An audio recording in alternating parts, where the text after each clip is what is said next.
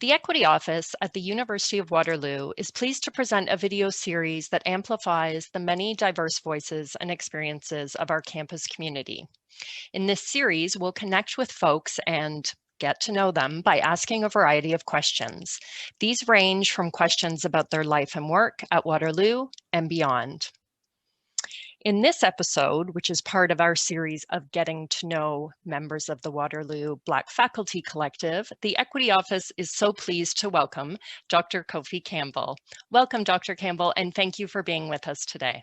Thank you, it's my pleasure. Maybe we can start with you describing your role at Waterloo. Yes, thank you. So I am the Vice President, Academic and Dean at Renison University College, which is one of the 4 institutions affiliated with the University of Waterloo. I've been in my position for about 4 years at this point. Do you have a nickname?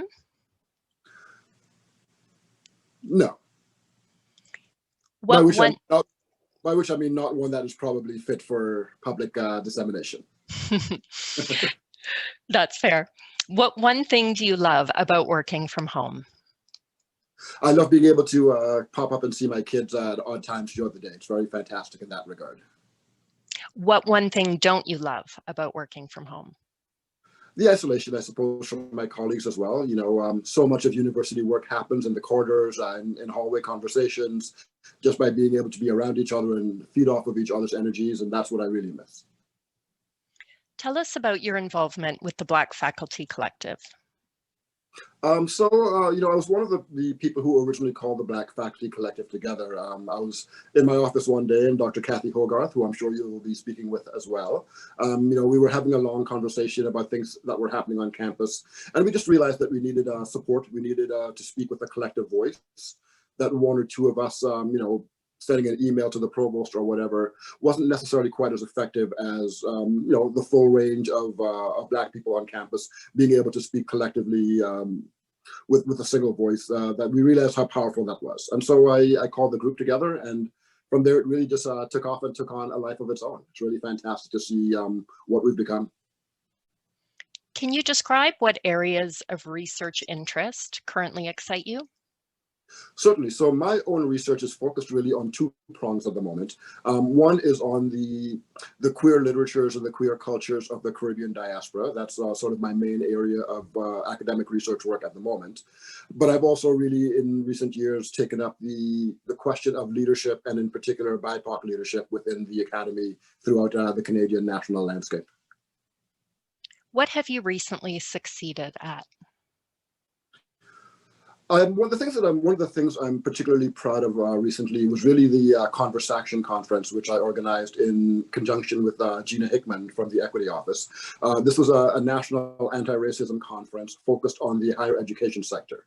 So we essentially invited vice presidents, academic from all the universities in Canada to come down to Waterloo and to bring with them delegations of people who on their campuses are pursuing strong anti-racism work. And it was a really fantastic 2 days together. We ended up with over 25 institutions and over 200 people who came down to take part in this conversation. It was fantastic. And what have you recently failed at? I think that one of the things that I see as a failure is that and I think to some degree, we in the Black Faculty Collective have not succeeded sufficiently at convincing our colleagues about the need to center not just BIPOC lived experience, but expertise in anti-racism work. The need to center those 2 things together in institutional anti-racism work. And if you weren't in academia, what would you be doing? Scarily enough, I think I would be a lawyer. It was my lifelong ambition to become a lawyer until I was in 2nd year.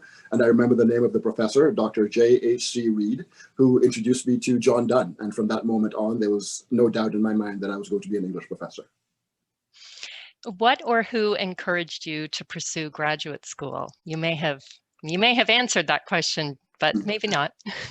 Yeah, no, it was certainly another professor, actually. So John Donne is the reason that I became an English major. There's no doubt about that. But it was with Professor Healy in my 4th year, actually, when I took my first, and it took until my 4th year to take my first course in Caribbean literature. And at that moment, I knew I was going to grad school, absolutely. And thinking back to when you were a child or youth, what was your favorite subject in school? Oh, it was always English. There's no doubt about that. I've always had an interest and a facility in literature and letters. Do you have any pets? I do not. What research projects are you currently working on or would like to start this year? So I'm currently working on a collection of narratives from subjects in the queer Caribbean diaspora.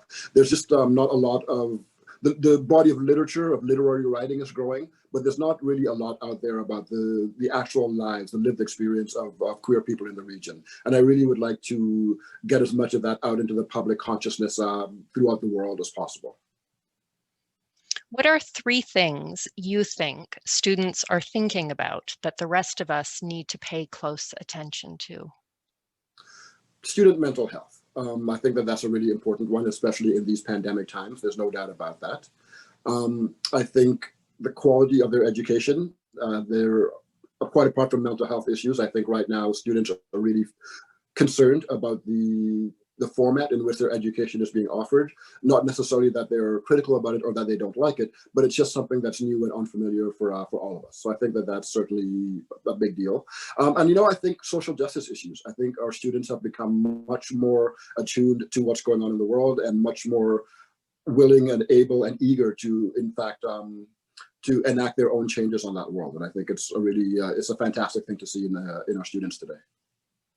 And what are 3 things that you're thinking about that we should pay closer attention to? Anti-racism work, no doubt about it. It's great to see, and particularly in the academy. Certainly culturally, throughout our entire culture, it's very important. But too long, we in the academy have not paid enough attention to anti-racism work. We've for many years now, decades even, we've put out some very pretty and wordy anti-racism statements and have not followed it up with action. And I think that number one for me is really focusing on that very strongly on that anti-racism work within the academy. It is so important for the success of our students. I think one of the other things that I'm really concerned about, related to the first one, is the kind of world that we're leaving for our children. Being a new father, these are things that really dominate my thoughts at the moment, I suppose. And what I really am aiming for is to change the academy sufficiently that when my students are ready to enter it, that it's a place where they can actually feel fully at home, be fully welcomed, and where their blackness is celebrated, not ignored, not denied, but simply accepted and celebrated. That's number 2 for sure. Number 3, I suppose, is really I guess I would say the third thing I'm really concerned about is governmental relations with universities at the moment. I guess as a senior administrator, this is a big part of my daily life and thought process. We certainly have seen what has happened now with Renison University, and I'm concerned really that relationships between the provincial government and Ontario institutions has deteriorated, and in fact that the government is attempting to seek to provide too much oversight to Canadian universities, and B, they're seeking to provide that oversight at the same time that they are cutting all of our funding and making it very impossible for example, anti-racism groups to survive on campus now that students no longer have to pay certain ancillary fees. And so those groups that we need the most are disappearing. And I think that that's very concerning to me. Can you tell us about a mentor you have or someone who inspires your work? I think that the person who has been really the biggest mentor in my life was when I first began my administrative life, really as an associate dean. My dean at the time, Dr. Heidi Northwood from Laurier University, was someone who was a very strong mentor to me, and with whom I still speak and seek her advice. And what brings you joy? My children, my family. These days being able to, as I say, come up here for lunch and be able to hang out with my kids and my wife and see them in a way much more than I did when we were all working on campus. That brings me a lot of joy. What are you reading right now? What am I reading right now? I'm actually rereading The Equity Myth right now. What film or series do you feel everyone should watch? I don't think I have an answer to that question, to be honest. My tastes are so eclectic that I don't know. It really is so mood dependent for me that I don't think I have one thing that I would recommend. It would really very much depend on my mood that day. Okay.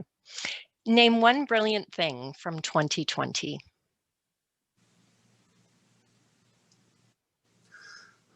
I think the most brilliant thing that's happened this year is the way in which we have all been forced to reevaluate some of our really long-held feelings and prejudices about using technology to help us in our work. And I think of this particularly in relation to some of our disabled colleagues who have been asking for so long, fighting for so long to be able to work remotely and to find other ways of doing their work. And they've been told for so many years and decades that it wasn't possible, it would change the culture too much, they couldn't be efficient, et cetera, et cetera, et cetera. And now we're seeing that we're all doing just fine. And in fact, I think we're all feeling that we're being actually much more productive right now than, now that essentially we are essentially working in front of our screens all day. And so I think that that is one of the things that's really been a big boon of the pandemic, quite frankly. Dr. Kofi Campbell, thank you so much for spending time with us today. It's been really great getting to know you a bit more. Thank you very much. It's been my pleasure.